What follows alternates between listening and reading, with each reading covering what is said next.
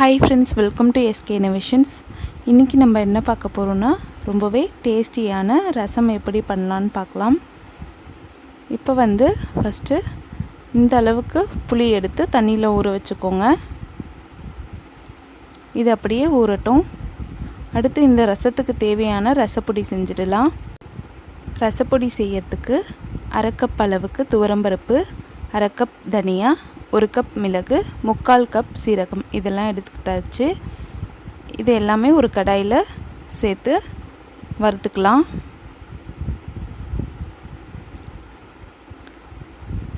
இப்போ இதெல்லாம் சேர்த்தாச்சு.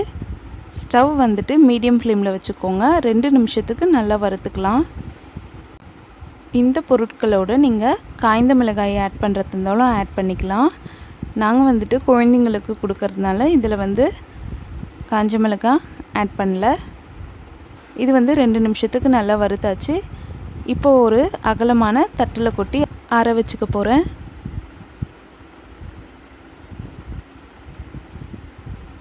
இப்போ இது நல்லா ஆறிடுச்சு. இதை ஒரு மிக்ஸி ஜாருக்கு மாற்றி கொரப்பாக அரைச்சி எடுத்துக்கலாம். மிக்ஸி ஜாரில் ஆட் பண்ணும்போது மிக்ஸி ஜார் ஃபுல்லாக ஆட் பண்ணிக்காமல் கொஞ்சம் கேப் விட்டு ஆட் பண்ணிக்கோங்க. அப்போ தான் நல்லா அரைப்படும். அடுத்து இதை அரைச்சாச்சு. இந்த அளவுக்கு கொரப்பாக இருக்கிற மாதிரி பார்த்துக்கோங்க. ரொம்ப கொரப்பாகவும் இருக்க வேண்டாம். இதை ஆற வச்சுட்டு நல்லா சூடு ஆறிட்ட பிறகு ஏர்டைட் கண்டெய்னரில் மாற்றி நீங்கள் யூஸ் பண்ணலாம். 1 மாதம் ஆனாலும் இந்த ரசப்பொடி ஃப்ரெஷ்ஷாகவே இருக்கும். நீங்கள் எப்போல்லாம் ரசம் செய்கிறீங்களோ அப்போ உங்களுக்கு தேவையான அளவுக்கு ஆட் பண்ணிக்கலாம். இப்போ நம்ம ரசம் தாளிக்கலாம். இப்போ ஒரு கடாயில் 2 ஸ்பூன் அளவுக்கு எண்ணெய் விட்டு கொஞ்சமாக கடுகு சேர்த்துக்கிட்டேன். கடுகு நல்லா வெடிஞ்சதும் 5 பல் பூண்டு தோலோடு தட்டி சேர்த்துக்கிறேன். கூடவே 3 காஞ்ச மிளகாய் கிள்ளி சேர்த்துக்கிறேன். அதோட கொஞ்சமாக கருவேப்பிலை சேர்த்து வதக்கி விட்டுக்கிறேன். இது ஓரளவுக்கு வதங்கினதும் இதோட 3 மீடியம் சைஸ் தக்காளி கட் பண்ணி சேர்த்துக்கிறேன். சேர்த்து நல்லா கலந்து விட்டுக்கலாம்.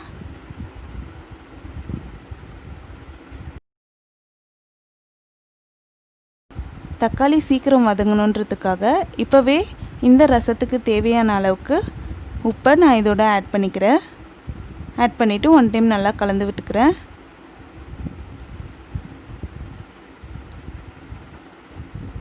இது கூடவே 1/4 ஸ்பூன் அளவுக்கு மஞ்சள் தூள், கொஞ்சமாக பெருங்காயத்தூள் ஆட் பண்ணி கலந்து விட்டுக்கிறேன்.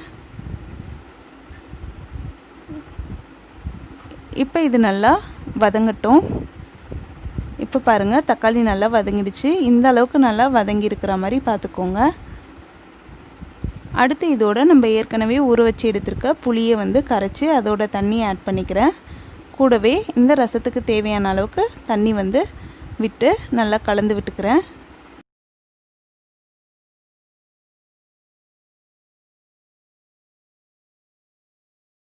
இப்போ ஸ்டவ் மீடியம் ஃப்ளேமில் வச்சு நம்ம கொதிக்க வைக்கலாம். இங்கே பாருங்கள், ரசம் கொதி வர ஆரம்பிச்சிடுச்சு.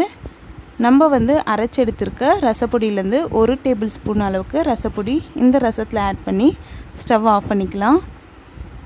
ரசம் பொடி சேர்த்துட்ட பிறகு கொதிக்கணுன்ட்டு அவசியம் இல்லை. ஏன்னா நம்ம பருப்பெல்லாம் வறுத்து தான் அரைச்சிருக்கோம். அதனால் பச்சை வாடையும் ஏற்படாது. கடைசியாக கொஞ்சமாக கொத்தமல்லி இலைகளை போட்டு நம்ம ரசத்தை சர்வ் பண்ணிக்கலாம். பாருங்கள் ஃப்ரெண்ட்ஸ், இன்றைக்கி நம்ம ரொம்பவே சுவையான சிம்பிளான மணமான ரசம் எப்படி பண்ணலான்னு பார்த்தோம்.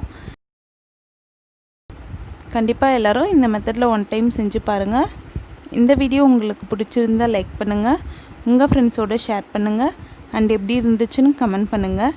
நம்ம சேனலை ஃபஸ்ட் டைம் பார்க்குறீங்கன்னா மறக்காமல் சப்ஸ்கிரைப் பண்ணுங்கள். அப்படியே பக்கத்தில் இருக்க பெல் ஐக்கானையும் கிளிக் பண்ணுங்கள். அப்போ தான் நான் அப்லோட் பண்ணுற ஒவ்வொரு வீடியோவும் உங்களுக்கு நோட்டிஃபிகேஷனில் சேரும். இதே மாதிரி நாளைக்கு இன்னொரு யூஸ்ஃபுல்லான வீடியோ பார்க்கலாம். தேங்க்ஸ் ஃபார் வாட்சிங் ஃப்ரெண்ட்ஸ்.